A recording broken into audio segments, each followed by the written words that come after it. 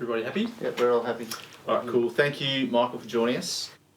Reading is like breathing. I mean, reading is life to me. I mean, it's reading's the reason that I do this.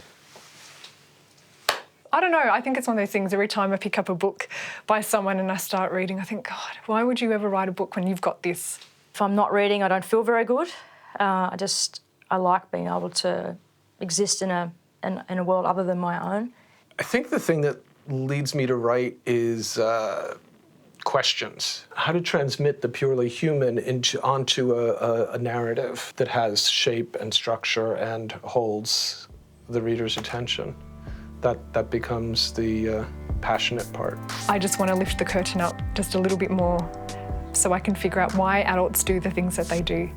I want to leave this story for others that want to see something positive about themselves in life and why they should not give up on life. The natural world is definitely my inspiration, and all my stories are told, set in and told through the natural world. I was swimming in the ocean before I was born. I was in my mum's belly while she was swimming up and down the rock pool near where we live. The ocean has become imperative to everything that I do. When I applied for the professional writing and editing course at RMIT, my dad, I told him that I got a place over the phone, and he said, "Oh, but what are you going to do with your engineering degree? You've got an honours, are you going to waste it?" But it's changed quite a bit, and he's kind of really embraced it. I was a decent reader when I was 10, but I didn't read a lot of books, and I've often looked back and thought, I wish I'd have read more. So I sort of tried to look back through time and go, what would I have loved to read when I was 10 years old? I wanted to be a writer because I discovered the works of Ray Bradbury, and I wrote him a letter when I was 11 years old. 3 months later, I came home from primary school, and there was a letter from the great man himself saying how thrilled he was to have a young reader on the far side of the world. That made me want to be a writer. I write anywhere that I possibly can. I write in bed.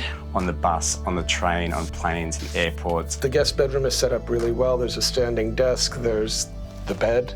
Really early on, I started writing short stories about kids having adventures. Also, I was an only child, so I was kind of making up my friends and making up adventures with other kids. I really wanted a twin brother, and the protagonist has a twin brother.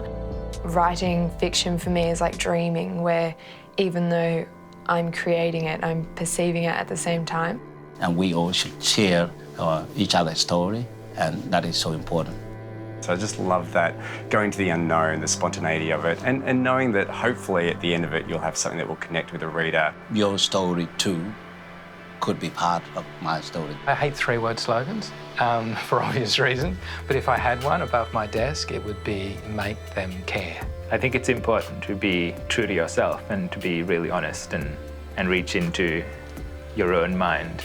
I think it adds to our humanity. Books are just, they're breathtakingly brilliant. I just love them.